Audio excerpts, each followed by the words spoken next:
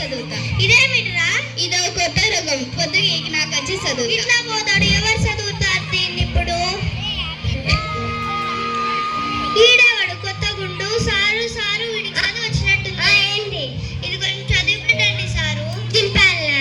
చదవమంటే సింపాల్ అంటాడు. సరే పక్క వాసన వస్తాను. ఎండాకాలంలో పొలానికి పోయి పని చేస్తామట వాసన వస్తుంది సారు. ఏమైంది సారు? సిగ్నల్ లేదు. దీనికెందుకు సారు సిగ్నల్? చదువు రాదు పాట రాదు, మళ్ళీ సిగ్నల్ అని వచ్చినారు. సూటు బూటు వేసుకోండి.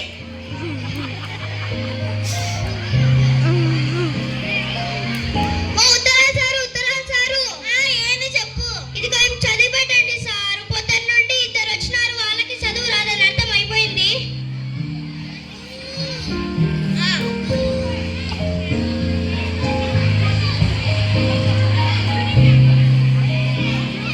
నా ప్రియమైన రాజు, నీ అత్త మామలు ఎందుకు రాట్లేడు సాండ్రు? పని పాట ఏం లేదా? లేయండి. నా ప్రియమైన రాజు, నీ అత్త మామలు రాయనది ఏమనగా నీ భార్యకు మళ్ళా ఏమైందిరా? పని పాట ఏం లేదు, ఎందుకేడు సాండ్రు? లేయండి.